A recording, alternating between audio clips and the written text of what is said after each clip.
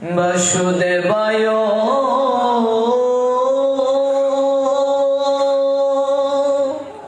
ওম নমো ভগবতে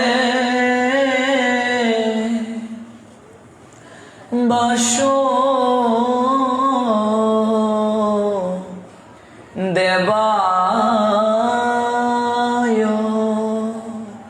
ওম নমো ভগবতে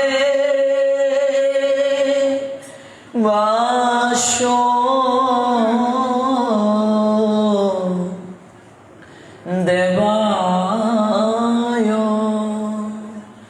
সংসার দগনল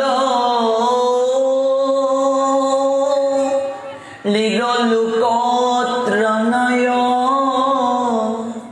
কারুণ্য গণগণোত্তম প্রাপিত সকল্যাণ গুণর্ণবস্য বন্দে গুরশ্রী চরণর বিন্দম নমোম বিষ্ণুপদায় রাধা প্রেষিতায় ভূতলে শ্রীমতে ভক্তি প্রপন্ন জ্যোতি স্বামীতি নমিনে নমো আচার্য পদায় দৈন্যভূষণ মুকুটমনে গুরু করুণামৃতয়ে ক্ষমাদৈর্য শিরমণে নমোম শ্রীমতে ভক্তি কুসুম শ্রবণায় বৈ বিষ্ণুপদায় দেবায় কৃপা বেদয়ে নমো নমঃ শ্রী গৌরী করুণামূর্তি কৃপা পূর্ণ কলেবরম শ্রী ভক্তি কুসুমং বন্দে রাধা কুঞ্জ নিবাসিনম নমোম বিষ্ণুপদায় কৃষ্ণ প্রেষিতায় ভূতলে শ্রীমতে ভক্তি সিদ্ধান্ত সরস্বতী নমিনে নম গৌরী কিশোরায় সাক্ষাৎ বৈরাগ্য মূর্তয়ে বিপ্রলম্বর সম্বুদে পাদাম্বুজায়তে নমঃ নম ভক্তি বিনোদায় সদচিদানন্দ নামিনে গৌর শক্তি স্বরূপায় রূপানুগ বরায়তে শ্রী গৌরবির্ভব ভূমেস্তং নির্দেষ্ট সজ্জন প্রিয় বৈষ্ণব সার্বভৌম শ্রী জগন্নাথায়তে নমঃ নমো মহাবদান্যায় কৃষ্ণ প্রেম প্রদায়তে কৃষ্ণায় কৃষ্ণ চৈতন্য নামনে গৌরতিষ্যে নমঃ নিত্যানন্দ নমস্তুভ্যং প্রেমানন্দ প্রদায়িনে কৌলো কলমশ নাশয় জাহ্নবপতয়ে নমঃ শ্রী অদ্বৈত নমস্তুভ্যং কলিজন কৃপানিধে গৌর প্রেম প্রদানায় শ্রী সীতাপতয়ে নমঃ মহাপ্রসাদে জননী সর্বসৌভাগ্য বর্ধিনী আদিবেদি হরা নিত্যং তুলসী তং নমঃ সেতুতে কৃষ্ণায় বাসুদেবায় হরহে পরমাত্মনে প্রণত ক্লেশনাশায় শ্রী গোবিন্দায় নমো নমঃ তপ্ত কাঞ্চন গৌরাঙ্গী রাধে বৃন্দ পরমেশ্বরী বৃষভানুসুতে দেবী প্রণমামি হরিপ্রিয়ে শ্রীরূপী শ্রী সনাতন ভট্ট রঘুনাথ শ্রীজীবী গোপাল ভট্ট দাসে রঘুনাথ আমি এই ছয় গোসাই করি চরণ বন্দন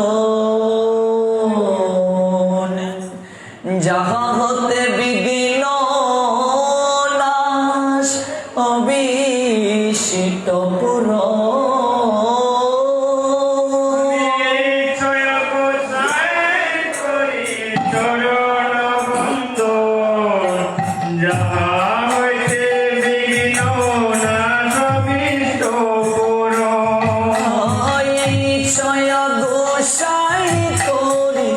চরণ বন্ধ যাহা হতে মিলে ভাই কৃষ্ণ প্রেম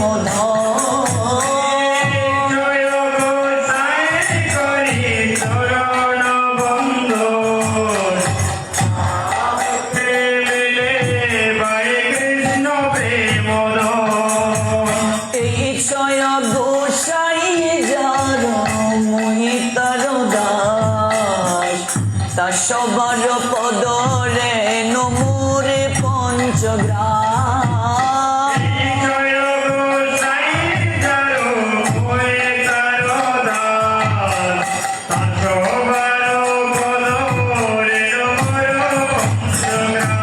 আমি তাদের চরণ সেবি ভক্ত শোনে জনমে জনমে মোর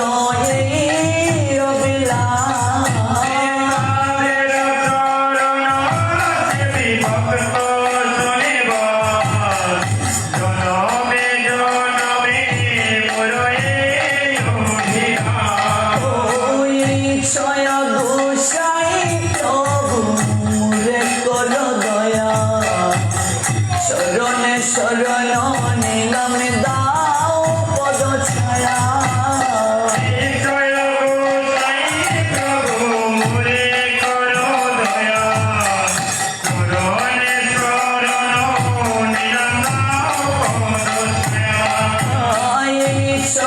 গোসাই যবে ব্রজে কইলাবা রাধা কৃষ্ণ নিত্য লীলা করিলা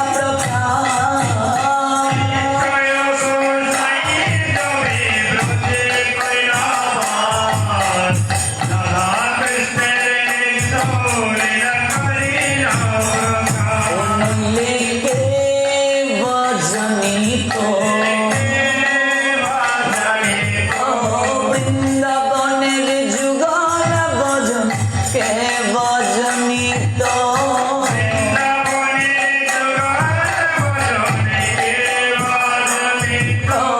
বৃন্দাবনের যুগল ভজন কে ভজনিত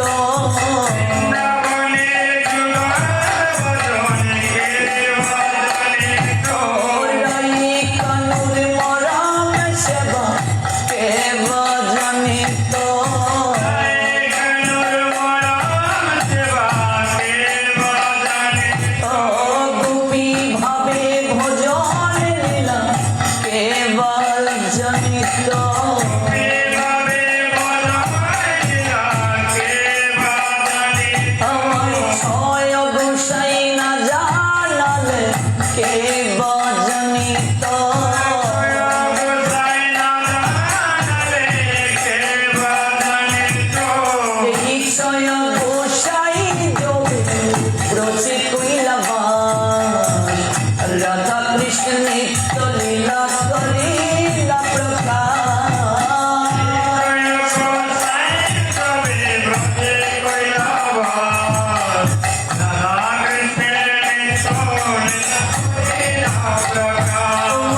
মনিরানন্দে বল হরি ভজ বৃন্দাব শ্রী গুরু বৈষ্ণব পদে মজাইয়া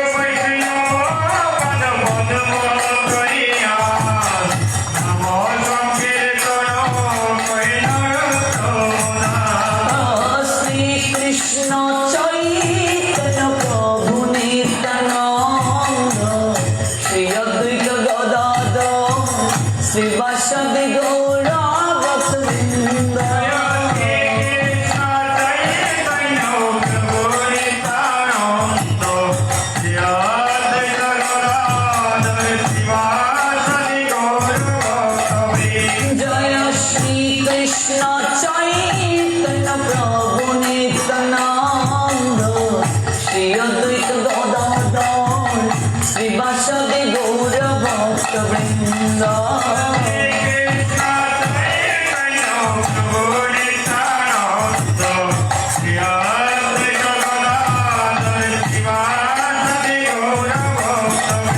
জয় শ্রী কৃষ্ণ চৈতন্য প্রভু নিত্যানন্দ শ্রী অদ্বৈত গদাধর শ্রীবাসাদি গৌর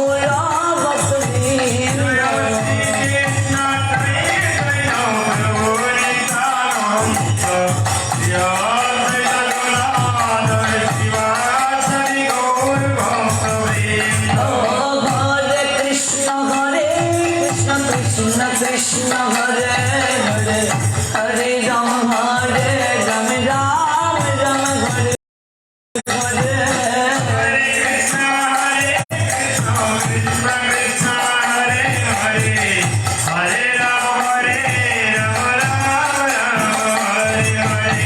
हरे कृष्ण कृष्ण कृष्ण हरे हरे हरे राम राम राम हरे हरे हरे कृष्ण कृष्ण कृष्ण हरे हरे हरे राम राम राम हरे हरे हरे कृष्ण कृष्ण कृष्ण हरे हरे हरे राम राम राम हरे हरे हरे कृष्ण कृष्ण कृष्ण हरे हरे हरे राम राम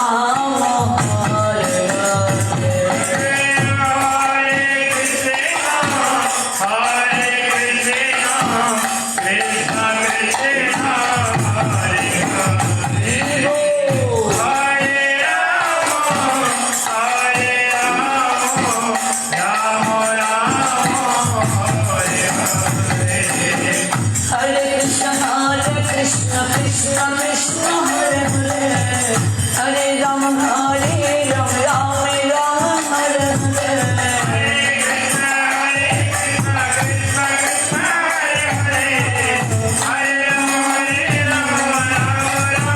हरे हरे हरे कृष्ण कृष्ण कृष्ण हरे हरे हरे राम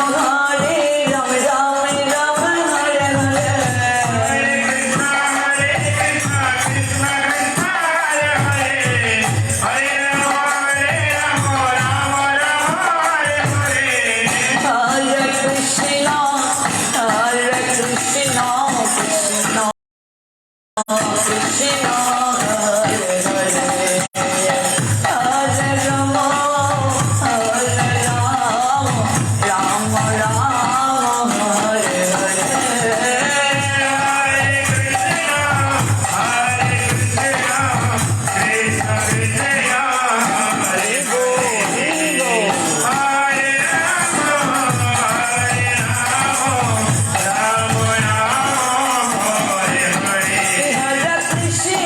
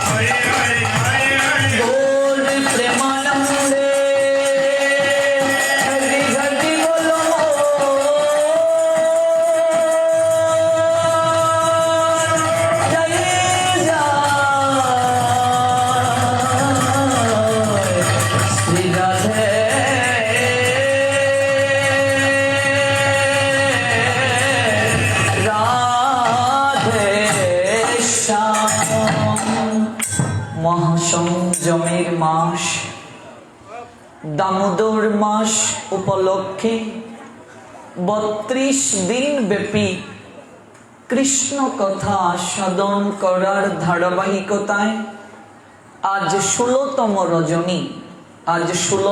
রজনী আমরা অপ্রাকৃত কথা শ্রবণ করছি। আজকের এই পুণ্য লগ্নে যারা অপ্রাকৃত কথা শ্রবণ করার মনোরথে বহু দূর দূরান্ত থেকে নোয়াখালী জেলা শহরস্থ মাইজদি শ্রী শ্রীরাম ঠাকুর মন্দির প্রাঙ্গণে উপবেশিত হয়েছেন, আপনাদের প্রত্যেকের রাতুল রাঙ্গা চরণে আমি অবাজন বৈষ্ণব জ্ঞানে ভক্তিপূর্ণ প্রণাম নিবেদন করছি। বাঞ্ছা কল্পতরুধাশ্চ কৃপা সিন্ধুভয়বচ পতিতানাং পাবনেভ্য বৈষ্ণবেভ্য নমো নমঃ। ভক্তবৃন্দ, এই 32 দিন ব্যাপী কথা শ্রবণ আমরা বিভিন্ন আঙ্গিকে করেছি। 8 দিন আমরা শ্রবণ করেছি কার্তিক তথা দামোদর ব্রতের মহিমা, অতঃপর আমরা গীতা থেকে শ্রবণ করেছি। তারপর আমরা ভাগবতের প্রারম্ভিকায় যে স্তরগুলো রয়েছে, ভাগবতে প্রবেশ করতে গেলে যে যে স্তরকে অতিক্রম করে যেতে হয় আমরা সেগুলো থেকেও শ্রবণ করেছি, বিস্তৃতভাবে শ্রবণ করার প্রয়াসী হয়েছি। সেই শ্যাম সুন্দর মুরলীধর গোবিন্দ ভগবান তিনি এই মাসে যে অপ্রাকৃত লীলাগুলো সম্পাদন করেছেন, যে কারণে এই কার্তিক মাস অতীব মাহাত্ম্যে আসীন হয়েছেন, যে কারণে এই কার্তিক মাস প্রত্যেকের জন্য আশীর্বাদ সূচক হয়ে প্রতিষ্ঠিত হয়েছেন, যে বাল্য লীলাগুলো ভগবান সম্পাদন করেছেন, শৈশবের লীলা ভগবান সম্পাদন করেছেন এই মাসে। আমরা দেখতে পাই ভগবান শ্রীকৃষ্ণ তার বয়স যখন 6 দিন ছিল তখনই তিনি পুতনা রাক্ষসীকে বধ করেছিলেন। তার বয়স যখন মাত্র 3 মাস তখনই তিনি শকাটুসুরকে বধ করেছেন, এবং তার বয়স যখন 1 বছর তখন তিনি তৃণাবর্ত নামক অসুরকে বধ করেছেন। ভগবান কৃষ্ণের বয়স যখন 5 বছর তখন তিনি অগাসুরকে বধ করেছেন, এবং তার বয়স যখন 7 বছর তখন তিনি গিরি গোবর্ধন পর্বতকে কনিষ্ঠ অঙ্গুলি দ্বারা তুলে ধরেছিলেন। আমরা এই গিরিরাজের মহিমাও শ্রবণ করেছি, অন্নকূটের মহিমা শ্রবণ করেছি। ভগবানের যে অপ্রাকৃত লীলা 10ম স্কন্ধে বর্ণিত আছে, এবং যে 10ম স্কন্ধ হচ্ছে ভগবানের শ্রীমুখের অনিন্দময় মধুর হাসি। আপনার মুখমণ্ডল যতই সুন্দর থাকুক না কেন, আপনার চঞ্চু অর্থাৎ ঠোঁট যতই সুন্দর থাকুক না কেন, সেই ঠোঁটে যদি এক চিলতে হাসি না ফুটে ওঠে, আপনার মুখমণ্ডলের গুরুত্ব ম্রিয়মান। যে সর্বদা হাস্যলাস্য মণ্ডিত বদনে হাস্যলাস্য সুকান্তময়তায় অপরের সঙ্গে হৃদয়ের অভিব্যক্তি প্রকাশ করেন, তার প্রতি মানুষের এক অন্যরকম দুর্বলতা কাজ করে। শ্রীমদ্ ভাগবতের 10ম স্কন্ধটি হচ্ছে ভগবানের শ্রী বদনের হাস্যলাস্য মণ্ডিত সুকান্তময় হাসি। ওই হাসি ব্যতীত যেন ত্রিবঙ্গ ভঙ্গিম দাড়ি বংশী রূপ, যে রূপে তিনি জগৎকে মাতিয়েছেন, সেই অনিন্দময় লীলা পুরুষোত্তম ভগবান কৃষ্ণ অপূর্ণ। যে রূপ দর্শন করে আমার প্রেমময়ী শ্রীমতী রাধারানী আকুল হয়ে সংসারকে ভুলে গিয়ে আর্তনাদ করেছিলেন সখীর নিকটে, সখীরে সুবাময় সেরূপ মাধুরী। মাধুরী কেমন শুভাময়। সখীদের দেখিলে নয়ন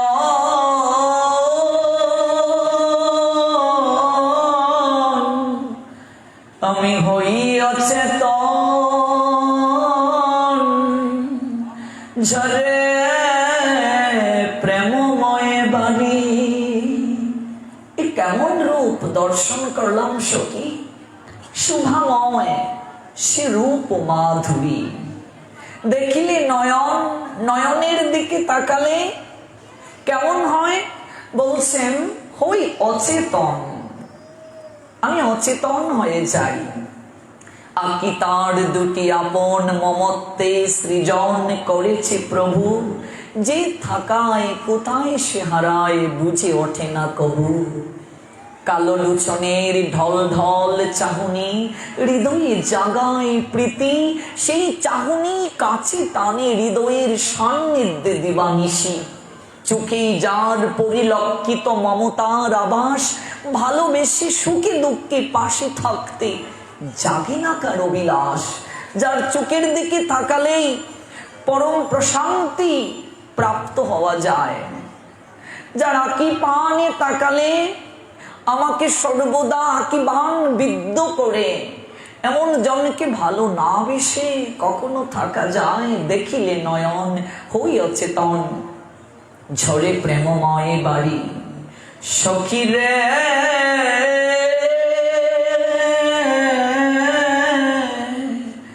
কি দিয়া বান্দিল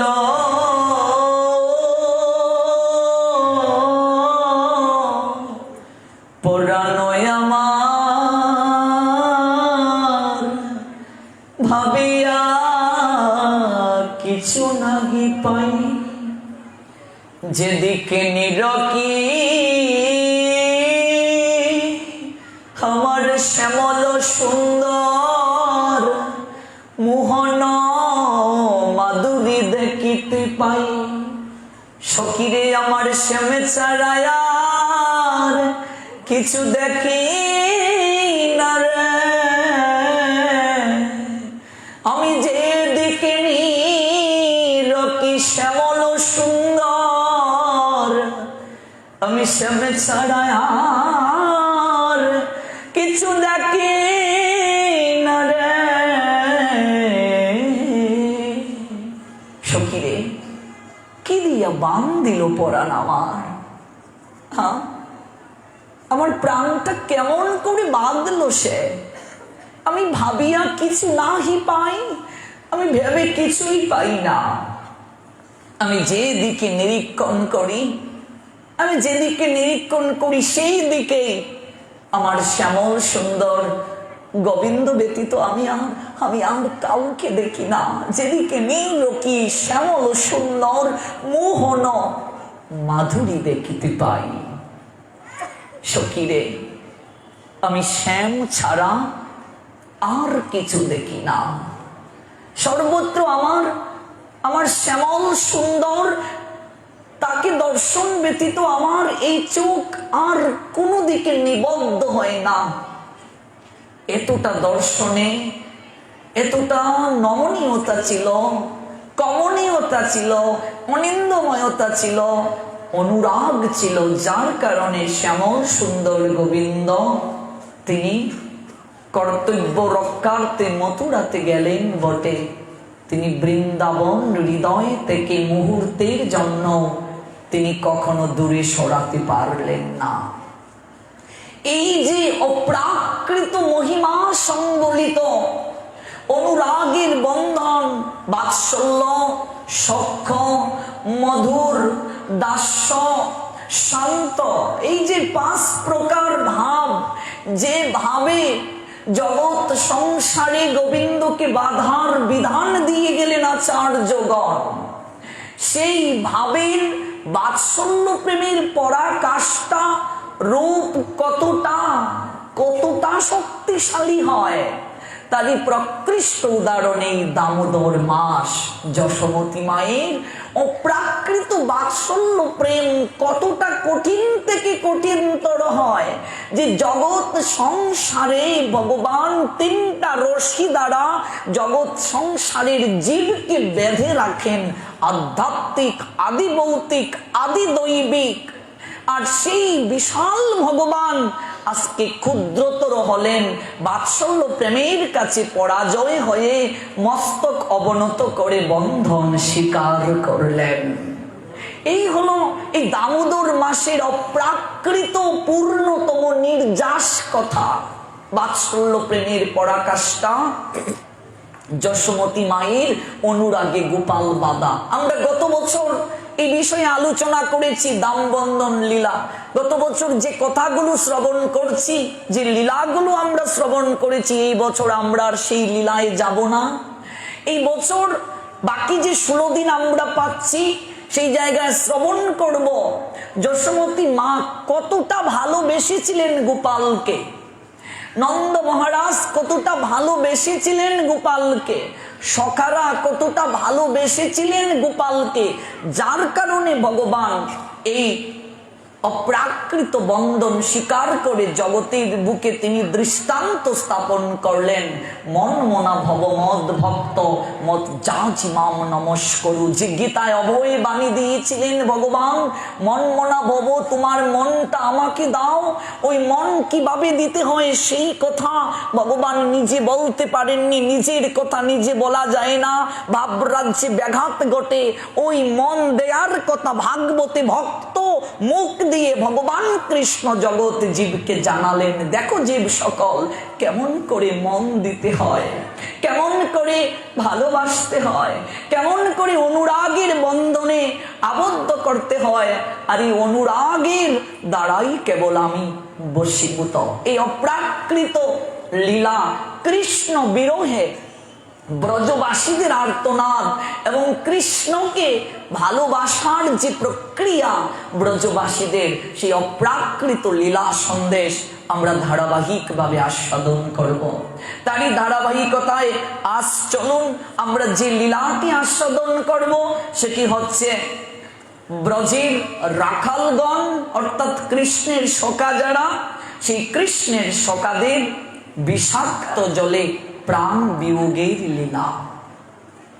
ভগবান কৃষ্ণ সখ্য প্রেমের লীলা সম্পাদন করেছেন রাখালদের সঙ্গে। সখ্যতার মাঝে প্রকার রয়েছে বাবা।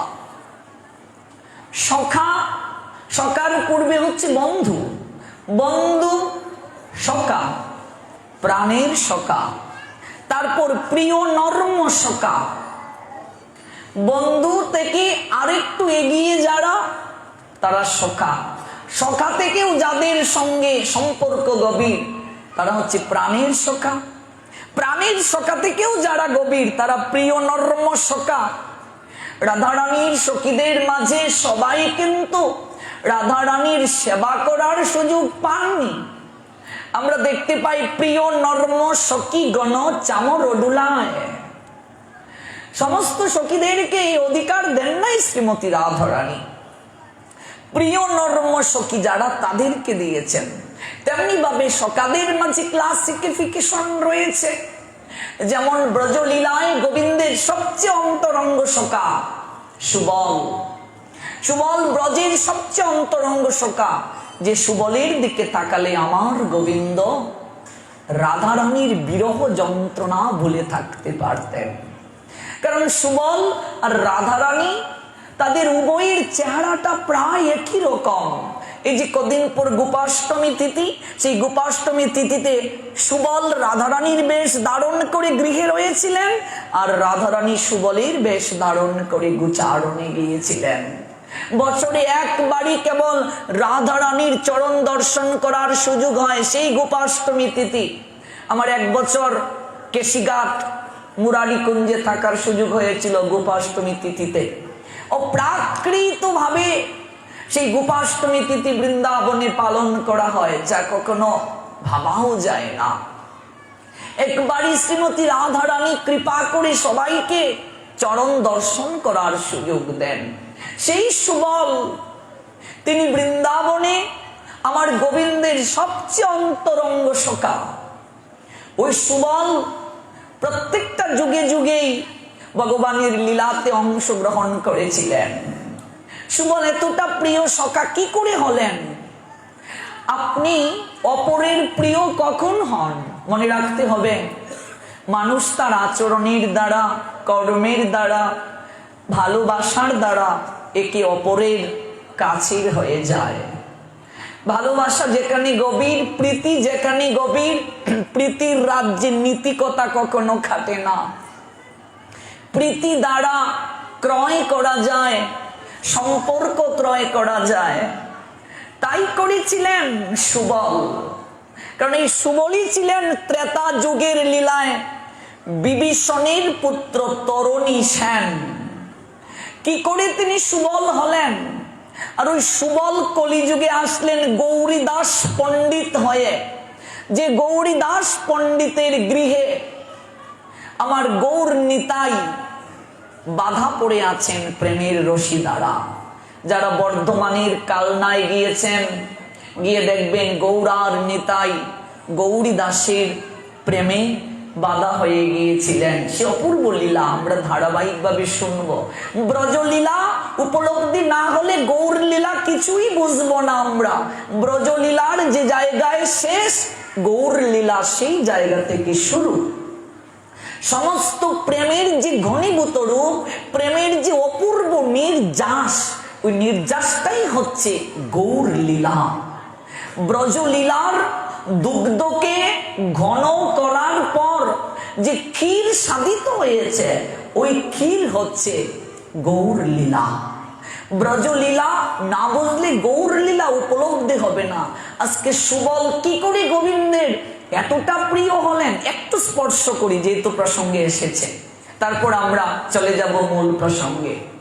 এই সুবলই ত্রেতা যুগে বিভীষণের পুত্র ছিলেন। দেখুন, বিভীষণ ভগবান রামচন্দ্রের পক্ষে থাকলেও তার পুত্র তরণী সেন কিন্তু রাবণেরই পক্ষ অবলম্বন করেছিলেন। পিতা ভগবান রামচন্দ্রের পক্ষে, কিন্তু পুত্র রাবণের পক্ষে ছিলেন। এক এক করে যখন বিনাশ হচ্ছে রাবণের বংশ, তরণী সেন গিয়ে রাবণকে বলছে সম্পর্কে জেঠামশাই যে আমাকে সাজিয়ে দিন, আমি যাব আজ যুদ্ধক্ষেত্রে। সেই তরণী সেন যুদ্ধে আসলেন, কিন্তু তার সর্বাঙ্গে তিনি রাম নাম অঙ্কিত করে যুদ্ধে আসলেন। সর্বাঙ্গে রাম রাম রাম লিখে তিনি যুদ্ধে আসলেন। ভগবান বলছেন, আমার নাম যাদের মুখে থাকবে, আমার নাম যার মুখে থাকবে, মহাকাল পর্যন্ত তার নিকটে আসতে পারবে না। আমার নামাঙ্কিত যাদের দেহে থাকবে, সেই দেহ হরি মন্দির, সেই দেহ পবিত্র। এই যে আমরা তিলক অঙ্কন করি দ্বাদশ সঙ্গে কেশবায় নম, নারায়ণায় নম, এইভাবে যে দাদুর সঙ্গে ভগবানের নাম দিয়ে আমরা অঙ্কিত করি, কেশবায় নম, নারায়ণায় নম, মাধবায় নম, গোবিন্দায় নম, বিষ্ণুবে নম, মধুসূদনায় নম, ত্রিবিক্রমায় নম, বামনায় নম, শ্রীধরায় নম, ঋষিকেশায় নম, পদ্মনাভায় নম। এই যে ভগবানের নাম, এই দ্বাদশ নামের পশ্চাতে কারণ আছে। কেন ভগবানের নাম পদ্মনাভ হলো, কেন ভগবানের নাম ঋষিকেশ হলো, কেন ভগবানের নাম গোবিন্দ হলো, কেন ভগবানের নাম মাধব হলো? প্রত্যেকটা নামের পিছনে একটা লীলা আছে, একটা কারণ আছে। তরুণী সেন সর্বাঙ্গে রাম নাম অঙ্কিত করে গেলেন। শুনেছি তুমি নাকি অনেক বড় যোদ্ধা, হ্যাঁ? আজ দেখবো তোমার কতটুকু ক্ষমতা, তুমি আমার অঙ্গে আঘাত করতে পারো কিনা দেখি। দুর্বল জায়গাটাকে বেছে নিলেন, সর্বাঙ্গে রাম রাম রাম লিখে গেলেন যুদ্ধক্ষেত্রে। ভগবান দেখলেন এই নেহায়েত এক শিশু আসছে যুদ্ধে, কিন্তু তার শরীর থেকে এক অপূর্ব জ্যোতি প্রস্ফুটিত হচ্ছে। লক্ষণ যাচ্ছেন তীর নিয়ে, ভগবান রামচন্দ্র পিছন থেকে বলছেন, ভাই একবার তাকিয়ে দেখো কে ছেলেটি, অন্তর্যামী ভগবান সব জানেন, কিন্তু লীলা না করলে জগৎবাসী শিখবে কি করে? দাদা, এই শরীর থেকে অপূর্ব এক জ্যোতি বের হচ্ছে। রাবণের পক্ষেও কি তোমার কোনো ভক্ত আছে? আমার তো জানা ছিল না। ওই শিশু সাধারণ কেহ নয়, তার সর্বাঙ্গে তোমার নাম অঙ্কিত দেখা যাচ্ছে। ওর গায়ে কি করে আঘাত করব? দেখুন, ভগবান শ্রী রামচন্দ্র তরুণী সেনকে দেখলেন, তার সর্বাঙ্গে রাম নাম অঙ্কিত করা। ভগবান তার গায়ে হাত তুলতে পারেননি, কারণ ভগবানের নাম সর্বাঙ্গে সে লিখে এসেছে। তথাপি তরুণী সেন বধ হয়েছিল, সে অপূর্ব লীলা, আমরা যাব না সেই জায়গায়। সেই জায়গায় ভগবান তরুণী সেনকে একটা আশীর্বাদ দিয়েছিলেন। আশীর্বাদটা হলো, এই অপূর্ণ ইচ্ছা রেখে তুমি আজ চলে যাচ্ছ, আমি তোমার অঙ্গে আঘাত করেছি, এই অপূর্ণ ইচ্ছাকে পূর্ণতা প্রদান করব। পূর্ণ ভগবান রূপে যখন দাপড়ে আবির্ভূত হব, সেই জায়গায় তুমি হবে আমার অন্তরঙ্গ পার্ষদ, তুমি আমার মরম সখা হবে। আমার মনের সমস্ত কথা আমি তোমার নিকটে খুলে বলবো। সুবল ব্যতীত কৃষ্ণ বিন্দু বিসর্গ সময় অতিবাহিত করতে পারতেন না। সমগ্র হৃদয়ের কথা তিনি ব্যক্ত করতেন সুবলের নিকটে, সমস্ত হৃদয়ের কথা। এদিকে সুবল হলেন গৌরীদাস, আমার গৌর হরির সবচেয়ে অন্তরঙ্গ। গৌর হরি রাধা ভাব যখন প্রদর্শন করতেন, সেই গৌরীদাস পণ্ডিতের নিকটে গিয়ে আমার মহাপ্রভু সেই অপ্রাকৃত লীলার আস্বাদন করতেন। আর এদিকে রাধারণীর যে অন্তরঙ্গ সখী যারা ললিতা বিশাখা, তারা আসলেন গৌর লীলায় স্বরূপ দামোদর আর রায় রামানন্দ হয়ে। আর ওই স্বরূপ দামোদর রায় রামানন্দ মহাপ্রভুর অন্তরঙ্গ পার্শ্বদের মাঝে 3.5 জন ছিলেন প্রধান। এত এত ভক্তের মাঝে 3.5 জন প্রধান ছিলেন। একজন স্বরূপ দামোদর, রায় রামানন্দ, সিকি মাহিতি, আর অর্ধেক হচ্ছেন মাধবীলতা। এদিকে কৃষ্ণ ভাব আর রাধা ভাব দুই ভাবে মিলিত তনু হচ্ছে আমার গৌর সুন্দর। ওই কৃষ্ণ ভাবে যখন বিমূঢ় হয়ে গুড়া অচেতন হতেন, তখন সেই গৌর হরি রায় রামানন্দের নিকটে কৃষ্ণ কথা শ্রবণ করতেন, আর স্বরূপ দামোদরের নিকট ভজন কীর্তন শ্রবণ করতেন। প্রত্যেকটা লীলাতেই তারা সহচর ছিলেন, প্রত্যেকটা লীলাতেই তারা অংশগ্রহণ করে পুষ্টি সাধন করেছেন। তো যাদের সঙ্গে গোবিন্দ ব্রজলীলায় সখ্য প্রীতি আস্বাদন করেছেন, শ্রীদাম, সুবল, সুমন, মধুমঙ্গল, যারা যারা ছিলেন গোবিন্দের সখা, প্রত্যেককে নিয়ে গোবিন্দ কি করবেন? গোচারণ লীলা করবেন। গোচারণ লীলা, সেই গোচারণ লীলার ধারাবাহিকতায় একদিন বলরাম গোচারণ লীলায় তিনি যাবেন না। যখন শ্রীদাম যশোমতী মায়ের নিকটে গিয়ে বলছেন, মা, আমরা কানাইকে নিয়ে আমরা গোচারণে যাব। যশোমতী মা বলছেন, শ্রীদাম, আমার মন আজ বড় উচাটন, আমি কেন জানি আজ ভয়ে আমি সন্ত্রস্ত হচ্ছি। আজ বলাই গোচারণে যাবে না, আমি কার উপর ভরসা করি কানাইকে দেই বল? শ্রীদাম বলছে, কেন? আমরা কি কানাইয়ের কেউ না? আমরা কি তাকে ভালোবাসি না? আমাদের উপর তুমি ভরসা করতে পারো না মা? বলছেন, বলাই যাবে না, কানাইকে কি করে আমি দেই? নন্দ মহারানী তিনি বলছেন, না, আজ নীলমণি গোচারণে যাবে না, আজ গুটে যাওয়া না হবে নীলমণি। কি জানি কেমন তোরে মম প্রাণ আস কেঁদে উঠে, এই হেতু মানা করি না যাক নীলমণি মাঠে। আমার মন কেন জানি আজ উচাটন।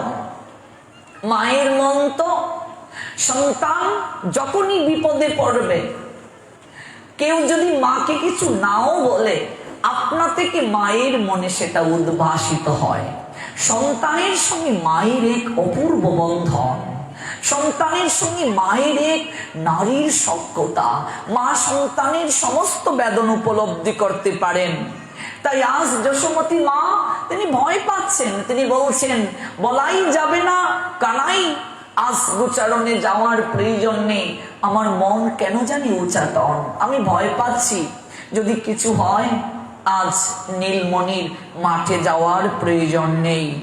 শুনি কৃষ্ণ কহেন চাহিয়া যশোমতী, আমার বচন মাগো করো অবগতি। শ্রীদামাদি সকলে এসেছে ধেনুলয়ে, নাচে দাঁড়াইয়ে তারা আছে আমার লাগিয়ে। মা, তুমি আমাকে অনুমতি প্রদান করো। শ্রীদামাদি সখাগণ সবাই ধেনু নিয়ে দাঁড়িয়ে আছে, আমাকে ছাড়া তারা গোচারণে যাবে না। মা, তোমার আজ্ঞা ছাড়া আমি তো গোচারণে যেতে পারি না। ভগবান কৃষ্ণ লীলাতে মাতৃভক্তির অপূর্ব প্রদর্শন করেছেন। এই লীলায় আমরা অধিকাংশ লোকেরা যারা ভক্তি যুগ অবলম্বন করি, আমরা মনে করি যে মা বাবার প্রতি কর্তব্য সাধিত হয়ে গেছে, মা বাবার ঋণ শোধ হয়ে গেছে। বিষয়টা এমন নয়। ভগবান কৃষ্ণ যেভাবে নন্দ মহারানী নন্দ মহারাজের সেবা করেছেন এবং যেভাবে দেবকী বসুদেবের আজ্ঞাকে পালন করেছেন ভগবান হয়ে, কারণ যত যত আচরতি শ্রেষ্ঠ তত্তৎ এব ইতর জনঃ সযৎ প্রমাণম কুরুতে লোক তৎ অনুবর্ততে। শ্রেষ্ঠ ব্যক্তিগণ যা আচরণ করেন অপর সাধারণ জন সেটা অনুকরণ করেন। জগতের বুকে তিনি যা প্রমাণ রেখে যান সবাই সেটাকে গ্রহণ করে অনুসরণ করে। তাই ভগবান মাতৃভক্তির অপূর্ব অপূর্ব লীলা দেখিয়েছেন যশোদার নন্দ মহারাজের গৃহে, এবং দেবকীর প্রত্যেকটা বাক্যকে ভগবান অক্ষরে অক্ষরে প্রতিপালন করেছেন। ওই দেবকীর অনুরোধে মৃত 6 পুত্রকে যমের দুয়ার থেকে ভগবান কৃষ্ণ ফিরিয়ে নিয়ে এসেছিলেন মাকে দেখানোর জন্য। আপনারা নিশ্চয়ই সেই লীলা অবগত আছেন। সেই ভগবান কৃষ্ণ ভগবান হয়ে কি করে পিতৃ সেবা করতে হয়, পিতার আদেশ রক্ষা করতে হয়, মাতৃ আদেশ রক্ষা করতে হয়, প্রত্যেকটা জায়গায় তিনি দেখিয়ে দিয়েছেন।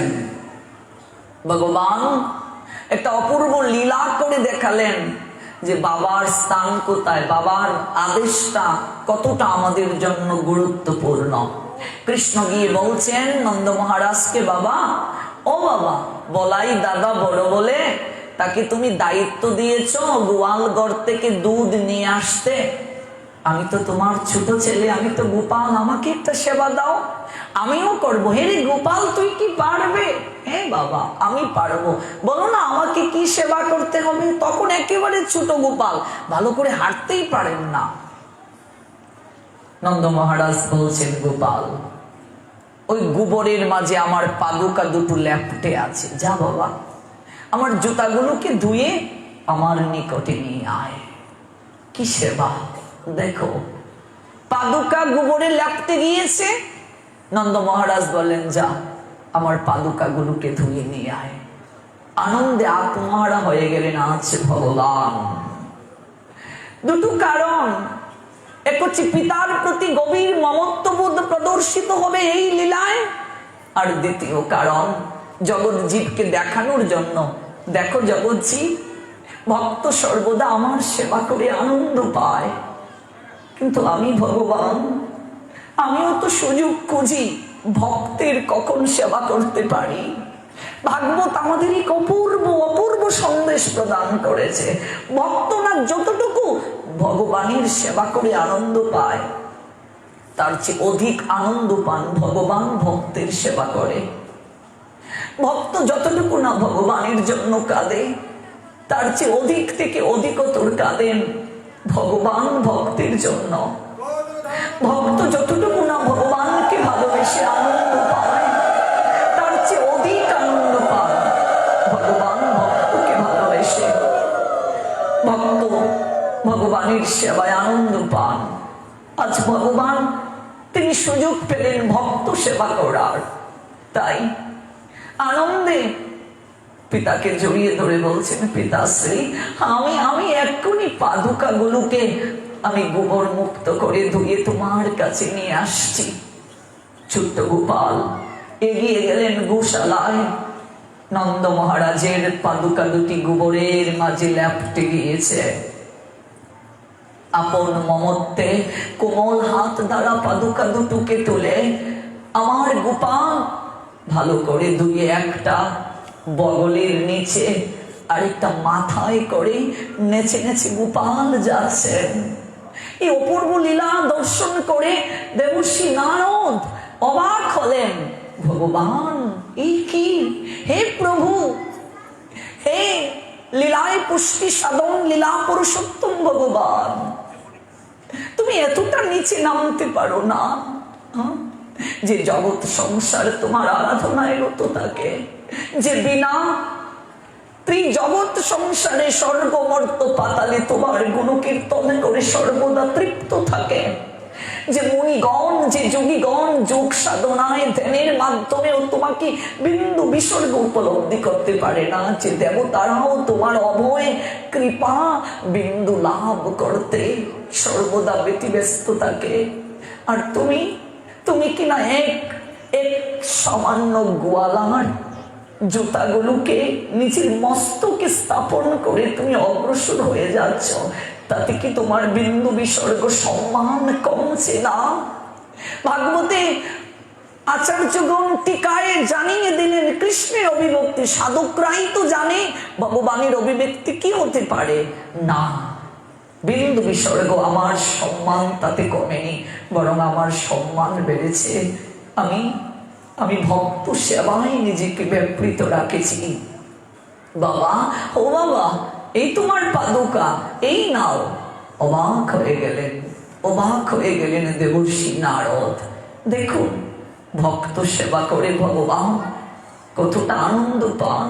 এই জন্যই তো তাকে বলা হয় ভাবগ্রাহী জনার্দন, এই জন্যই তো তাকে বলা হয় কল্পতরু, দীনবন্ধু, করুণা সিন্ধু। এজন্যই তো তাকে বলা হয় তিনি পতিত পাবন, তিনি ভাবগ্রাহী, তিনি চিত্রাকর্ষক, তিনি মনোহারী, তিনি হৃদয় আকর্ষক, হৃদয় হরণ। এই জন্যই তো তার এই নামগুলো বিভূষিত হয়েছে। ভগবান তিনি সর্বদা সুযোগ খুঁজেন ভক্তের সেবায়। ভগবানের সেবা করে ভক্ত আনন্দ পায়, তার চেয়ে অধিক আনন্দ পান ভগবান ভক্তের সেবা করে। ভাগবত যদি জগতের বুকে প্রকটিত না হতো, এই কথা কেউ জানতো না, এই কথা গোপনে ছিল। এই অপ্রাকৃত কথা কে জানালো? আমার গৌর হরি এসে।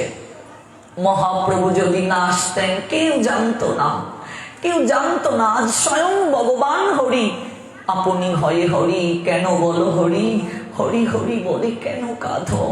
নিচে ভগবান আজ আচরণ করে গোপনীয় লীলাকে প্রকাশ করলেন। দুই ভাই হৃদয়ের খালি অন্ধকার, দুই ভাগবত সঙ্গে করান সাক্ষাৎকার। গৌরার নিতাই যদি না আসতেন কেউ জানতো না এই অপ্রাকৃত লীলা, কেউ জানতো না তিনি যে ভক্তি কাঙ্গাল, তিনি যে ভক্তি পিপাসু, তিনি যে প্রেমের দ্বারা বন্ধন স্বীকার করেন, তিনি যে প্রেম লিপ্সু। গৌর না আসলে কেউ জানতো না। কৃষ্ণই তো অধিক করুণার নিলয় হয়ে গৌর হয়ে আসলেন। দেখুন তার অপ্রাকৃত প্রেম পীযুষ পুষ্টি সাধনে ব্যাপৃত শুক্লাম্বর ব্রহ্মচারীর লীলায় নবদ্বীপে অতি দরিদ্র ব্রাহ্মণ শুক্লাম্বর ব্রহ্মচারী, যাকে দিয়ে গৌর সুন্দর অপ্রাকৃত শিক্ষা দিয়েছিলেন। যে শুক্লাম্বর ব্রহ্মচারী এতটা গরিব তিনি ভিক্ষার নেতার জীবন নির্বাহ হয়। পাড়া প্রতিবেশী নবদ্বীপের তারা সবাই কানাঘুষা করত, সারাক্ষণ শুক্লাম্বর কৃষ্ণ নামে বিভোর থাকে, সারাক্ষণ কৃষ্ণ নামে নাচে, কৃষ্ণ নামে গায়, কৃষ্ণ নামে ধুলায় গোড়াগড়ি যায়। তাহলে শুক্লাম্বর এত গরিব কেন? কেন এত গরিব? কেন তার ভিক্ষান্নে জীবন নির্বাহ করতে হয়? ভাগবত জানিয়ে দিলেন কঠিন একটা সত্য কথা। ভগবান বলছেন আমি যাকে কৃপা করি আমি প্রথমে তার জাগতিক সম্পদকে হরণ করে নেই। আমি যাকে কৃপা করি জড় জগতের সমস্ত আত্মীয় স্বজন, পরিবার পরিজন, তাদের সঙ্গে সম্পর্কের আমি বিচ্ছেদ ঘটিয়ে দেই। আমি যাকে কৃপা করি সবার কাছ থেকে বিচ্ছেদ ঘটিয়ে এই মনটাকে কেবল আমার প্রতি নিবদ্ধ করার প্রয়াসে থাকি। আমি যাকে কৃপা করি তার সমস্ত কিছু আমি হরণ করে নিয়ে নেই, নতুবা এই মন কেমন করে আমায় দেবে? আমি যাকে কৃপা করি আত্মীয় স্বজন, পরিবার পরিজন, তাদের সঙ্গে আমি বিচ্ছেদ ঘটিয়ে দেই। ভেবে দেখো মা, ভক্তি জীবনে যারা আছো তাদের নিশ্চয় অভিজ্ঞতা আছে। এই পথে আসলে জড় জগতের আত্মীয় স্বজন কেউ তোমাকে ভালোবাসে না। কত যে কষ্টের শিকার হতে হয়। আমরা তো এই পথ অতিক্রম করে এসেছি। কতজন আমাদেরকে কত কথা বলে, কতজন কত কথা বলে, কতজন আমাদের কাছে হৃদয়ের কষ্ট কথা বলে যে একটু ভক্তি যাজন করি বলে, প্রসাদ খাই বলে পরিবারের মানুষ টিকা টিপ্পণী করে, আশেপাশের মানুষ টিকা টিপ্পণী করে, এত যন্ত্রণা সহ্য করতে হয়। কারণ আছে, এটাই তোমার কৃপা, এটাই তোমার কৃপা। কারণ ভগবান যাকে কৃপা করেন ধীরে ধীরে জড় জগতের সমস্ত বন্ধন থেকে তোমাকে মুক্ত করে দেন। কারণ এই মনটা যেন তুমি গভীরভাবে তাকে দিতে পারো, তার প্রতি নিবদ্ধ করতে পারো, এটাও একটা কৃপা। দারিদ্রতার মতো পরম বান্ধব আর কিছু নেই। শুক্লাম্বর ব্রহ্মচারী তাদের নবদ্বীপের মানুষ যখন এমন করে কথা বলে, তিনি বললেন এটা আমার কৃপা, আমার গৌর সুন্দরের কৃপা। কারণ অভাবে যতদিন মানুষ বেশি ভাবে থাকে, দৃঢ়ভাবে থাকে, দুঃখে মানুষ যত বেশি থাকে, সে তত আরো গভীর ভাবে ভগবানকে আপনার করতে পারে। এটা আমার কৃপা। তিনি যে কৃপা নিধি কৃষ্ণই গৌর হয়ে আসলেন, ওই ব্রজে অপূর্ব যে লীলা করেছেন, সেই লীলাকে আজ আরো আচরণ করিয়ে দেখাচ্ছেন। তার দৃষ্টান্তটা দিচ্ছি। গয়াধাম থেকে যখন আমার গৌর হরি তিনি নবদ্বীপে ফিরলেন, পার্শ্বদেরকে বললেন চলো, আমার এক ভক্ত আমাকে প্রাণ ভরে ভালোবাসে, সে খুব গরিব, যার নাম শুক্লাম্বর ব্রহ্মচারী। আমি সেই শুক্লাম্বর ব্রহ্মচারী আমি কুটিরে একটু যেতে চাই, চলো আমার সঙ্গে। অদ্বৈত আচার্য, শ্রীবাস, গদাধর, মুকুন্দ, মুরারি সহ প্রবাই গৌর হরির সঙ্গে যাচ্ছেন। শুক্লাম্বর এতটা গরিব মা, কোনদিন সে গৌর হরিকে তার কুটিরে যাওয়ার কথা বলে নাই। কারণ তার একটা ভয় কাজ করত, লজ্জা কাজ করত। প্রভু যদি আসেন তাকে বসতে কোথায় দেব, তাকে সেবা কি দেব? আমি তো কাঙ্গাল, আমি তাকে কোথায় বসতে দেব, কোথায় সেবা দেব? এই জন্য মহাপ্রভুকে কোনোদিন তার কুটিরে আসতে বলেননি। কিন্তু আমার গৌর হরি তিনি কাঙ্গালের ঠাকুর মা, পতিত পাবন তিনি। মনে রাখবেন, পৃথিবীতে যত অবতার এসেছেন বিভিন্ন ভাবে, গৌরের মতো এত কৃপানিধি আর কেউ নেই। গৌরকে যারা ভালোবাসে না, তারা অমৃতের ভাণ্ডকে বিসর্জন করে বিষটাকে গ্রহণ করলো। ইক্কু দণ্ড ভেবে কাঠ চুষিলি। দেখুন বৈষ্ণব কবি বলছেন, আখ ভেবে কাষ্ঠকে তুমি চূষণ করছো যদি গৌরকে অবহেলা করো। গৌর সুন্দর, এতটা কৃপানিধি, এতটা করুণার নিলয়, আর কোনো কালে ভগবান আসেননি। কৃষ্ণ থেকে অধিক কৃপাময় গৌর। মনে রাখবেন, কৃষ্ণ নাম আমরা যারা করছি, কৃষ্ণ নামেও অপরাধ আছে, 10টা নাম অপরাধ। কিন্তু বাসু ঘোষ বলছেন আমার গৌর নামে কোনো অপরাধ নেই। পঞ্চতত্ত্ব মহামন্ত্র কেন হরি নামের আগে করতে হয়? জয় জয় শ্রী কৃষ্ণ চৈতন্য প্রভু নিত্যানন্দ শ্রী অদ্বৈত গদাধর শ্রীবাসাদি গৌর ভক্তবৃন্দ, এটা অপরাধ ভঞ্জক মহামন্ত্র। কৃষ্ণ নামে অপরাধ রয়েছে, গৌর নামে কোনো অপরাধ নেই। গৌর নামে কোনো অপরাধ নেই, কৃষ্ণ নামে অপরাধ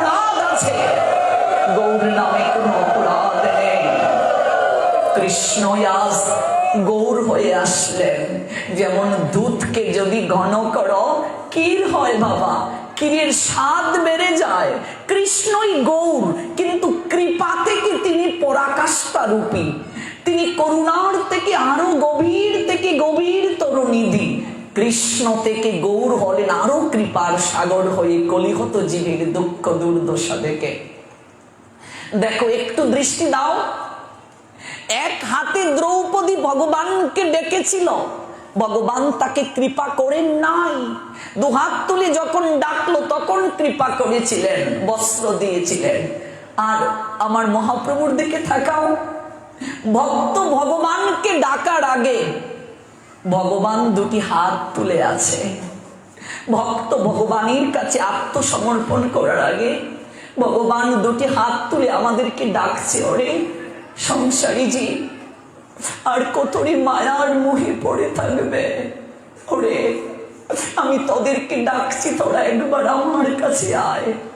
ভক্ত ভগবানের কাছে আত্মসমর্পণ করার আগে পঞ্চতত্ত্বে দেখবেন গৌর নিতাই গদাধর অনন্তকাল ধরে হাত তুলে আছে। এই হাত তোলার মানে ভগবান হাত তুলে বলছেন, ওরে আমি ভগবান হয়ে হাত তুলে তোদের কাছে সমর্পিত, তোরা শুধু একবার মুখে হরি জয় জয় শ্রী রাধে। এই জন্য গৌর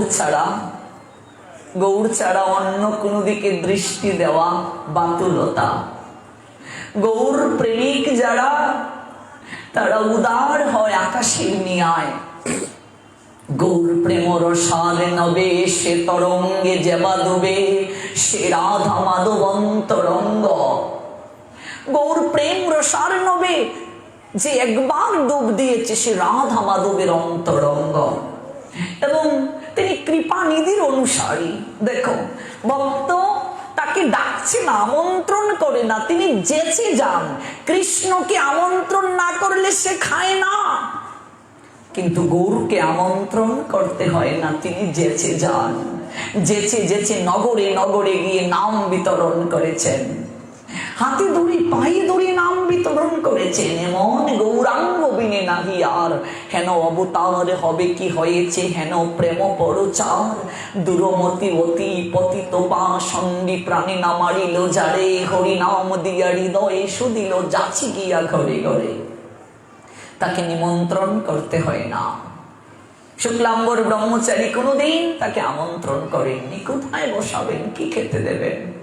গৌরহরি পার্শ্বদেরকে বললেন, চলো আজ শুক্লাম্বরের গৃহে যাব।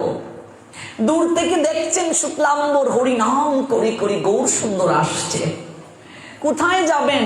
কপাটের এক দাঁড়ে লুকিয়ে আছেন, লজ্জায় বের হবেন না। গৌরহরি কাছে গিয়ে বললেন, শুক্লাম্বর, ওরে ভক্ত আমার কাছে যদি নাও আসে, আমি কিন্তু ভক্তের কাছে যেতে পারি, বের হয়ে আসো। শুক্লাম্বর এসে গৌর হরির চরণে একদম ভুলুণ্ঠিত হলেন, প্রভু প্রভু, তুমি আসলে, তুমি কৃপা করলে। আমি তো কোনোদিন তোমাকে বলিনি। আমি দেখেছি যে তুমি কাঙ্গালের ঠাকুর কিনা, তুমি কাঙ্গালকে ভালোবাসো কিনা। তুমি আসলে, কিন্তু কোথায় কোথায় তোমায় বসতে দেব? আমি গরিব, আমি কাঙ্গাল, তুমি এসেছো প্রভু, গায়ের উত্তরীয়তা মৃত্তিকায় পেতে দিলেন, এখানেই বসো। গৌর হরি বসলেন। একটা ঘটি শুক্লাম্বরের গৃহের মাঝে, ওই ঘটিটা দ্বারাই তিনি শৌচ কাজে যান। একটা ঘটি তার গৃহে, ওই ঘটি দিয়েই জল আনলেন শুক্লাম্বর, প্রভুর পাদ প্রক্ষালন করে দেবেন। চরণ ধুয়ে দিচ্ছেন, ঝরঝর করে শুক্লাম্বরের নয়ন থেকে জল ঝরছে। নয়ন জলে যেন প্রভুর চরণ ধৌত করে দিল শুক্লাম্বর। গৌর হরি এই অপূর্ব অনুরাগ দেখে তিনি বিমোহিত হয়ে গেলেন, বিমোহিত হয়ে গেলেন প্রভু। শুক্লাম্বরের দিকে তাকিয়ে গৌর হরি বলছেন, শুক্লাম্বর, এমন করে তুমি কেঁদো না। শুক্লাম্বর, আমি সব সহ্য করতে পারি, কিন্তু ভক্তের নয়নের জলকে কখনো সহ্য করতে পারি না। ওই নয়ন জল ফেলেছিল নেরা, নেরাকে অদ্বৈত আচার্য, যার নাম নেরা। কারণ কি? তিনি গোবিন্দের আসনকে নাড়িয়ে দিয়েছিলেন নয়ন জলার তুলসী পত্র দ্বারা। গোলকের গোলকপতিকে আমন্ত্রণ করেছিলেন, ওই নয়ন জলে কেঁদেছিল নেরা। আমি শিবধাম থেকে নেমে আসলাম ওর জন্য, আমি নয়নের জল সহ্য করতে পারি না শুক্লাম্বর, তুমি এমন করে কেঁদো না। নয়নের জলে চরণ ধুয়ে দিলেন গৌর সুন্দরের শুক্লাম্বর। মাগো, সনাতন একটা রীতি আছে, একটা কৃষ্টি আছে, গৃহে যদি কেউ আসে তাকে শূন্য মুখে দিতে নেই, তাতে গৃহের অমঙ্গল হয়। এটা আমাদের হিন্দুদের একটা রীতি। আজ শুক্লাম্বরের গৃহে অতিথি হলেন আমার মহাপ্রভু, সেবা কি হবে? ঘরে কিচ্ছু কি নেই শুক্লাম্বরে। গৌর সুন্দর শুক্লাম্বরকে কাছে টেনে নিয়ে বলছেন, শুক্লাম্বর, তোমার ওই যে ঝুলনাটা, এটাই কি আছে? তোমার ঝুলির মাঝে কি আছে শুক্লাম্বর? একটু ঝুলনাটা আমার কাছে দাও। গৌর হরি ঝুলনায় হাত দিলেন, কয়েকটা চাল রয়েছে অর্ধ ভাঙ্গা। শুক্লাম্বরকে গৌর হরি বললেন, শুক্লাম্বর, ওই যে ঘটিটা আছে না, ওই ঘটিটা একটু আমার হাতে দাও। ঘটিটা একটু হাতে দিল শুক্লাম্বর, আর ঝুলনা থেকে কয়েকটা চাল মুখে পুড়ে দিলেন গৌর সুন্দর, আর ঘটি থেকে এক চুমুক জল। শুক্লাম্বর, অতিথি যদি গৃহে আসে শূন্য মুখে বিদায় হলে গৃহের অমঙ্গল হয়। শুক্লাম্বর, আমি জানি তোমার কুটিরে কিচ্ছুটি নেই, তাই যা আছে তাই আমি পান করে নিলাম, যেন তোমার অমঙ্গল না হয়। শুক্লাম্বর, যেন তোমার অমঙ্গল না হয়। যার মনে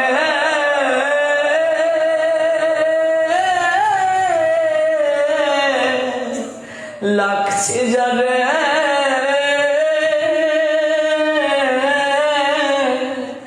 তারে বুঝুক তারা, আমার মনে লাগছে ভালো, সচির দুলাল গুড়া। যার মনে যারে লাগছে সে তাকে ভজনা করো। আমি গৌর ছাড়া কাউকে ভালোবাসবো না, আমি গৌর ছাড়া এই মন কাউকে দিতে পারি না। অবাক হয়ে গেলেন শুক্লাম্বর, প্রভু, এতদিন শুনেছি তুমি কাঙ্গালের ঠাকুর, তুমি কাঙ্গালকে বড় ভালোবাসো, আজকে আমি প্রত্যক্ষ দেখলাম তুমি এতটা কৃপানিধি। ও প্রভু, এই তন্ডুল যে, এই চাল যে অনেকটা বাসি, অনেকটাই নষ্ট হওয়ার পথে, তুমি কি করি সেটা গ্রহণ করো। চৈতন্য ভাগবতে বৃন্দাবন দাস ঠাকুর এই লীলাটা বর্ণনা করেছেন। শুনো শুনো হে শুনো শুক্লাম্বর ব্রহ্মচারী, হ্যাঁ আমার কথা শুনো। তুমি যখন ভিক্ষায় বের হও, শুক্লাম্বর কি ভাবো? আমি কি তোমার অন্তরে নেই? আমিও তোমার সঙ্গে যাই। তুমি অর্ধ বাঙ্গা যদি তন্ডুল খেতে পারো, আমি কি খেতে পারি না? শুক্লাম্বর, তুমি কি জানো না? ওরে, আমি ভক্তের মুখে আহার গ্রহণ করি। ভক্ত আমাকে যা দেয়, প্রীতি আর ভক্তি মিশ্রিত করে সেটাই আমার আহার হয়। তুমি যদি খেতে পারো, আমি কেন খেতে পারবো না? অপূর্ব দৃষ্টান্ত স্থাপন করেছিলেন গৌর হরি। সেই তন্ডুলকে এই শুক্লাম্বরী, কোন শাস্ত্র বলেছে এই শুক্লাম্বরী ছিলেন ভক্ত শ্রেষ্ঠ সুদামা। সুদামাই শুক্লাম্বর হয়ে এসেছিলেন গৌর লীলায় পুষ্টি সাধনের জন্য। যার সেই থলে থেকে, ভিক্ষার জমি থেকে, হ্যাঁ, সেই অর্ধ বাঙ্গা তন্ডুলের নাড়ু নিয়ে আমার গোবিন্দ দ্বারকায় আনন্দ করে খেয়েছিলেন। আজ গৌর লীলাতে সেই লীলাকে তিনি আবার পুষ্টি সাধন করে জগৎ জীবীকে দেখালেন। শুক্লাম্বর ব্রহ্মচারী সেই অপূর্ব লীলায় পুষ্টি সাধন করে। শুক্লাম্বরকে বললেন, শোনো শুক্লাম্বর, আমি যাকে দর্শন দেই, আমি তাকে কৃপা করি, তাকে বর দেই। বলো বলো তুমি কি চাও আমার নিকটে? আমি আজ তোমার গৃহে এসেছি। ঝরঝর করে শুক্লাম্বরের চোখ বেয়ে জল ঝরছে। বলো তুমি কি চাও? তুমি তো অনেক গরিব, নবদ্বীপের অনেকেই তোমাকে বলে যে সারাদিন কৃষ্ণ নাম করে সে গরিব, তার কিছু নেই। কি চাও তুমি? অর্থ চাও? অট্টালিকা? কি চাও তুমি? শুক্লাম্বর প্রভুর চরণের পাশে বসে বলছে, প্রভু, ও প্রভু, তুমি আমাকে অর্থ বিত্ত বৈভব দিয়ে তুমি আমার কাছ থেকে চলে যেতে চাও? হ্যাঁ, তুমি অর্থবিত্ত বৈভব দিয়ে তুমি আমাকে পর করে দিতে চাও? আমি তো কিচ্ছু চাইনি তোমার কাছে, তাহলে তুমি কেন ছলনা করছো?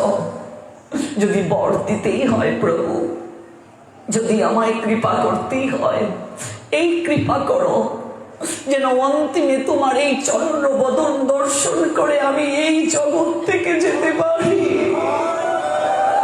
জয় জয়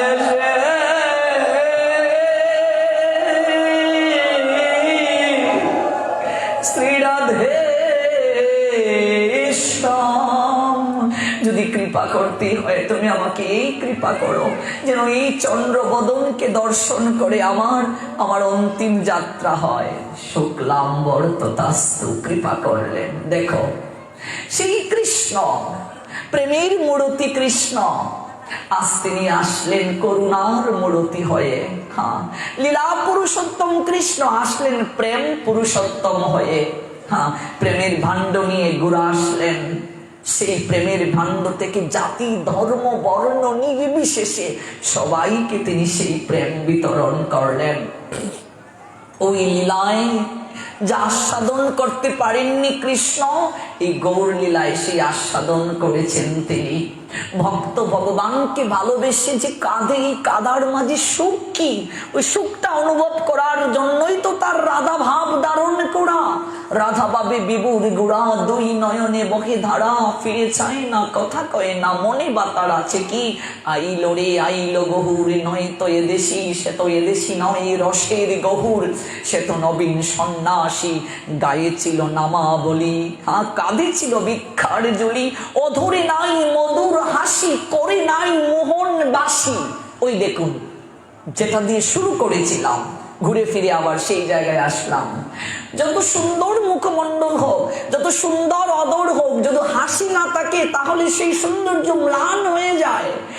যে ত্রিবঙ্গ ভঙ্গিম দাড়ি গোবিন্দ, ত্রিবঙ্গ ভঙ্গিম রূপ, বংশীদারি অপরূপ, রসময় গুণনিধিশালী, বর্ণ নব জলদর, শিরে শিকি পিচ্ছবর, অলকা তিলকা শোভা পায়, পরিধানে পিতবাস, বদনে মধুর হাস। হাসি, সে হাসি আজ কোথায় গেল? হাসি ব্যতীত তো গোবিন্দকে মানায় না, সুন্দর দেখায় না। আজ গোবিন্দের মধুর হাসি গৌর লীলায় নেই কেন? কেন তার সর্বাঙ্গে, কেন তার বিরহের ছাপ রয়েছে? কেন তার মুখমণ্ডলে আজ বিরহের এক অপূর্ব মূর্তি দর্শিত হয়?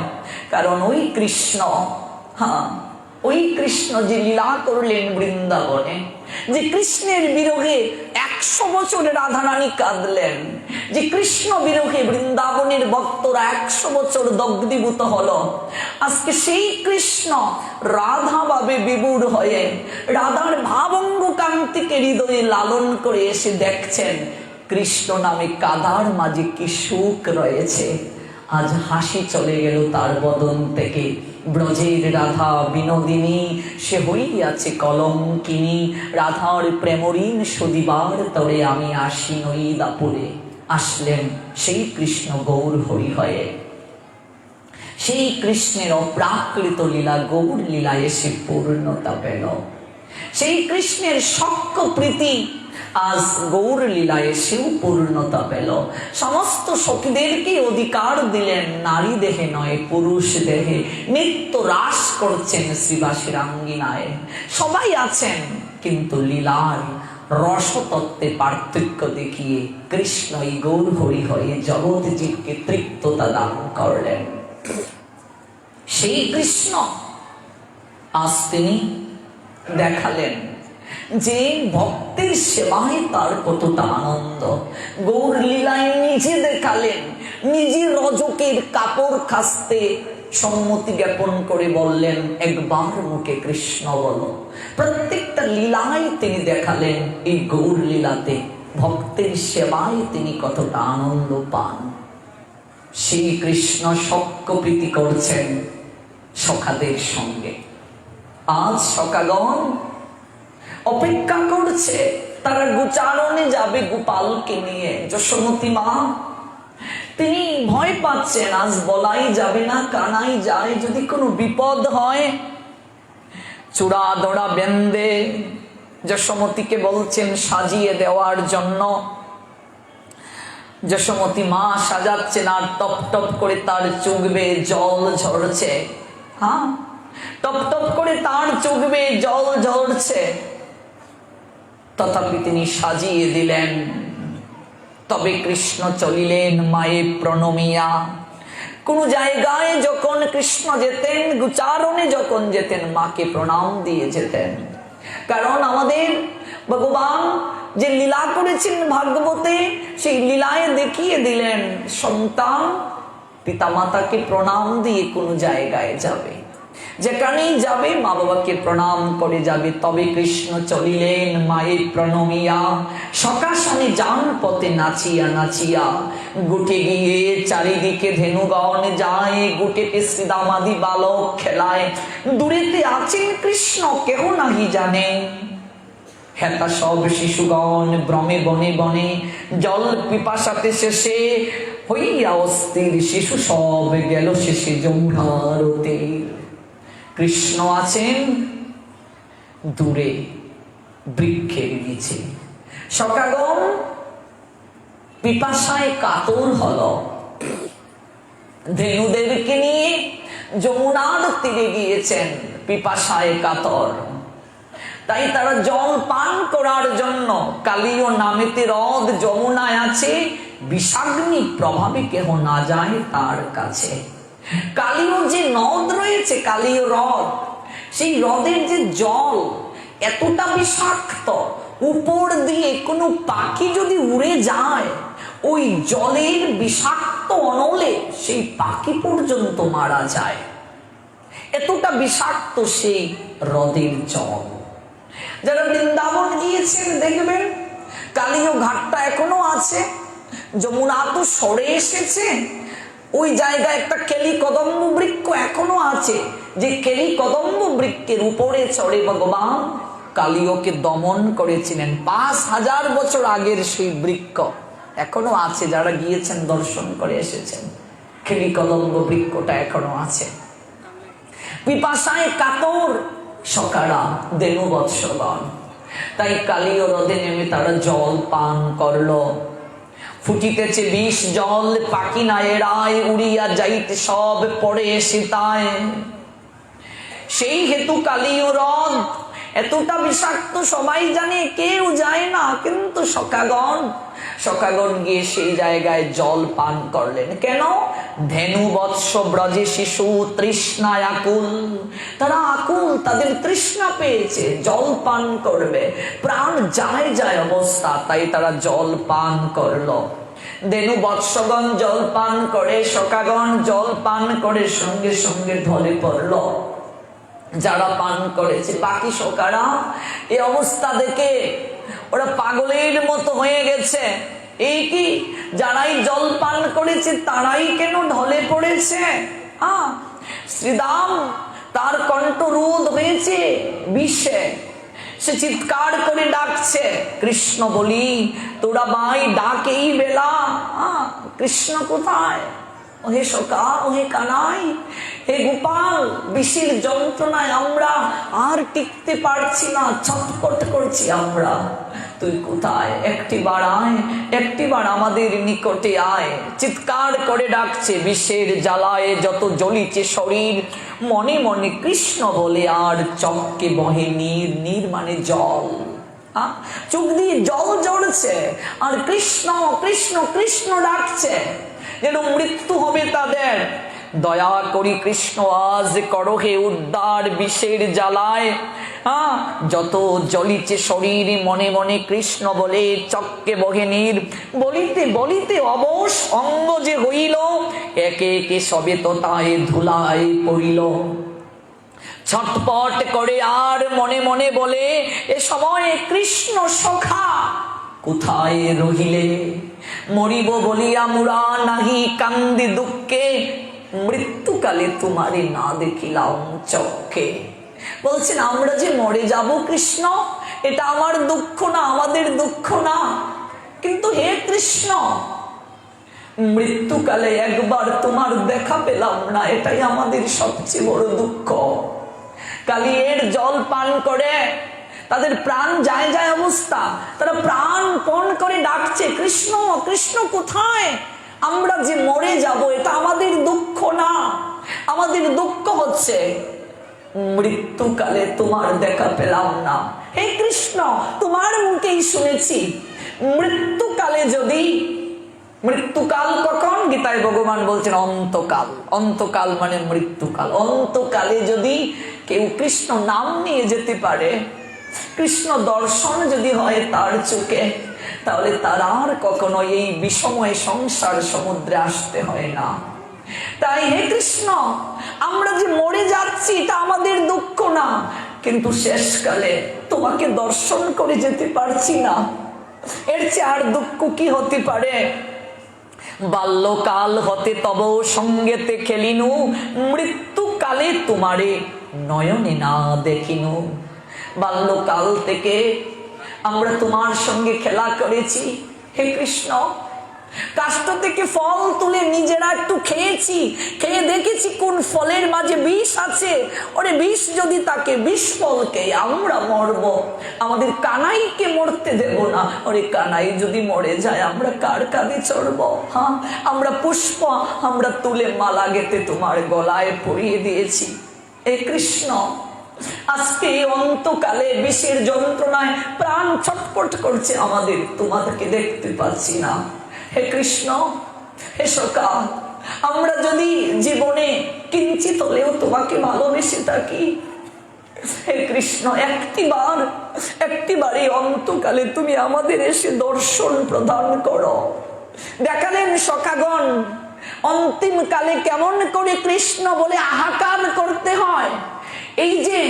এই যে রাখালগণের বিষাক্ত জলে প্রাণ বিয়োগের যে পর্বটা ভাগবতে সুখদেব গোস্বামী পাদ পরীক্ষিতকে আস্বাদন করালেন, ওই কালীয় হ্রদ আর কিছু নয়, সংসারটাই কালীয় হ্রদ। এখানে দিবানিশি এই বিষের যন্ত্রণায় আমরা জর্জরিত। ওই কালীয় হ্রদ, এই সংসারই কালীয় হ্রদ। দিবানিশি বিষ, সংসার বিষ, ওই বিষে আমাদের প্রাণ যায় যায় অবস্থা।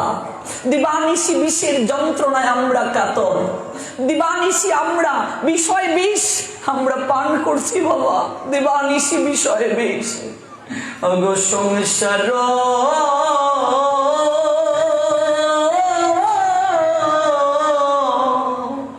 বিষয় নলে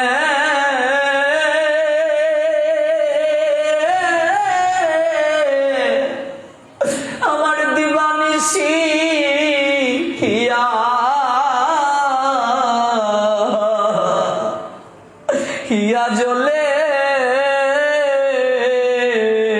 সংসার বিষয় নলে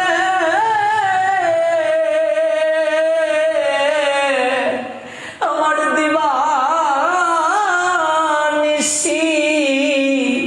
হিয়া হিয়া জলে।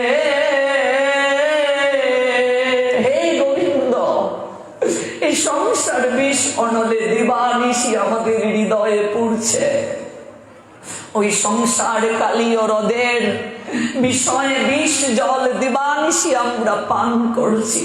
রাখালগণ সখাগণ আজকে দেখাচ্ছেন সংসারী মানুষদেরকে, দেখো দেখো ওই বিষ সংসারেরই বিষ, ওই বিষ তো প্রতীক।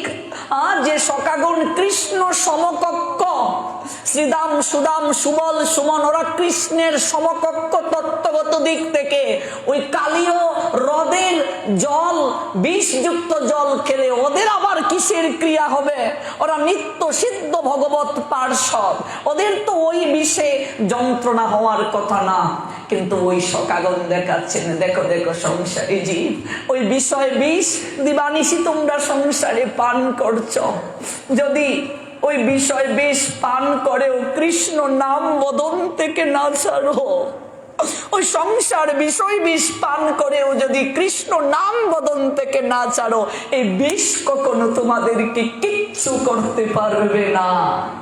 শুধু কৃষ্ণ বলে কাঁদো, কৃষ্ণ বলে নয়ন জলে ভাসো। হে কৃষ্ণ, আমরা কাষ্ঠ থেকে ফল তুলে তোমার মুখে খাইয়ে দিয়েছি, অনুরাগ দ্বারা মালা গেঁথে তোমার গলায় পরিয়ে দিচ্ছি। মৃত্যুকালে তোমাকে আজ আমরা দর্শন করতে পারছি না। হে কৃষ্ণ, কোথায় তুমি? কোথায়? হে গোবিন্দ, তুমি কোথায়? একবার আসো। সজল নয়নে গোবিন্দের কাছে গিয়া কাতরে শ্রীদাম কহি কৃষ্ণের চাহিয়া, তোমা ভিন্ন আমাদের আর গতি নাই। তোমা বিনা কেবা আছে, কেবা আছে, তাই তো এসেছি তব থাই। তুমি বলেছিলে আজি নাহি যাব গুটে, না আসলো বলো কেবা বাঁচাতে সংকটে। শোনো ভাই, এই হেতু তব সঙ্গ চাই, মরিলে বাঁচাতে পারে তোমা ভিন্ন কেহ নাই। কেহ আসি কান্দে দড়ি কৃষ্ণ পদ ছন্দে, কেহ বলে আয় আয় কৃষ্ণ উঠিব তোর স্কন্দে। কৃষ্ণ, একটিবার আবার তোমার স্কন্দে আমরা উঠতে চাই মরার আগে। কেউ বলছে একটিবার তোমার শ্রীরূপ দর্শন করে যেতে চাই। সে মঙ্গে চাটে আয় নেত্রে বহে জল, হাম্বা হাম্বা রবে ডাকে গুবৎসগণ, আর তাদের অন্তর হইল বিকল। গাবিগণ হাম্বা হাম্বা রবে ডাকছে, ওই ডাকের মাঝে আর্তনাদ যাচ্ছে। কারণ এই গাবিগণ কৃষ্ণকে সন্তান সম ভালোবাসেছিল, তারা স্তন পান করিয়েছে কৃষ্ণকে। আজ কালিয়ের হ্রদের জল খেয়ে গাবিগণ গুবৎসগণ ওরাও প্রায় অচেতন, যায় অবস্থা। ওরা হাম্বা হাম্বা হাম্বা হাম্বা রবে ডাকছে অজুর ধারায়। তাদের আর্তনাদ গোবিন্দের হৃদয়ে গিয়ে পৌঁছল। তাদের নয়নের জল গোবিন্দকে আর থাকতে দিল না। পাগলের নিয়ায় গোবিন্দ ছুটছেন সখাদের কাছে। ওরে শ্রীদাম সুদাম, ওরে মধুমঙ্গল, ওরে সুমন, ওরে কোথায় তোরা? আমি আসছি। পাগলের নিয়ায় চলছেন কৃষ্ণ তাদের নিকটে। এবং সমস্ত গুবৎস গাবি যারা হাম্বা হাম্বা হাম্বা রবে, যারা কৃষ্ণ বলে কাতর, কৃষ্ণ বলে যারা বিরহে ক্রন্দন করছে, কৃষ্ণ দর্শনে যাদের চিত্ত ব্যাকুল, তাদের আর্তনাদ কৃষ্ণ আর সহ্য করতে পারলেন না। এক অপ্রাকৃত তত্ত্ব দিলেন ভাগবত, এক অপ্রাকৃত তত্ত্ব সুখদেব জানালেন পরীক্ষিতকে, যে পরীক্ষিত সর্প গ্রস্ত হয়েছেন, সাপগ্রস্ত, 7 দিনের ভেতরে তিনি মারা যাবেন। ওই যে বিষ, যে তক্ষক নামক সর্প তাকে দংশন করবে, আর তিনি সেই বিষে কাতর হয়ে মারা যাবে। ওই বিষ আর ওই যে কালীয় হ্রদ থেকে সকাগণ যে বিষ জল পান করেছে, এই বিষ জল মূলত সংসার বিষয় বিষ। ওই সংসার বিষয় বিষে প্রত্যেকটা জীব, প্রত্যেকটা প্রাণী আমরা অচেতন হয়ে যাচ্ছি। দিবানিশি আমাদের অঙ্গ পুড়ছে, অঙ্গ কাতর হচ্ছে আমাদের। সকারা যেমন কৃষ্ণ কৃষ্ণ বলে ক্রন্দন করেছিল, এই ক্রন্দন যদি সংসারী মানুষ আমরাও যদি করতে পারি কৃষ্ণ কৃষ্ণ বলে, অবশ্যই কৃষ্ণ আসবেন আমাদেরকে উদ্ধার করতে। পাগলের নিয়ে আসবেন, কৃষ্ণ আসলেনও তাই।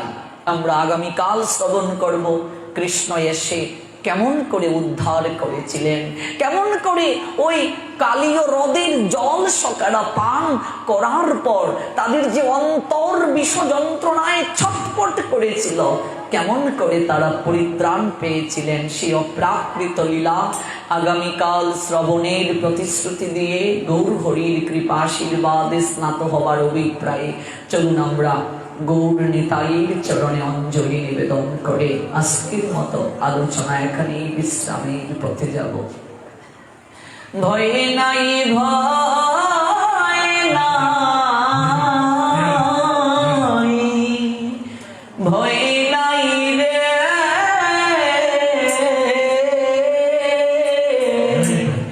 নিতাইয়ের মতো দয়াল আরে নাই রে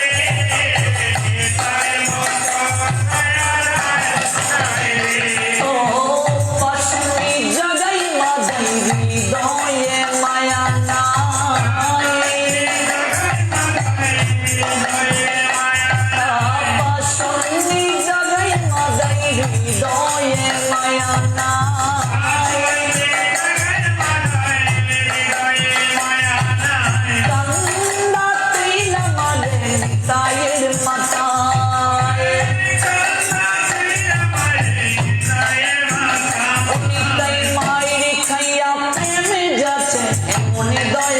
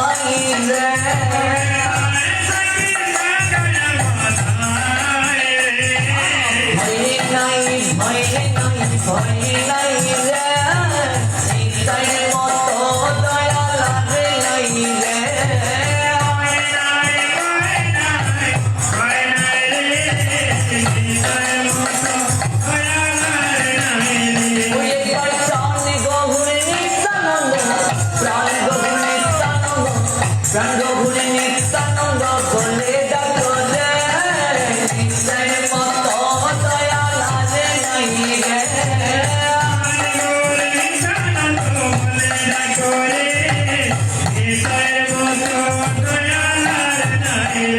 জয় নিতাই, জয় নিতাই, ও জয় নিতাই, জয় নিতাই।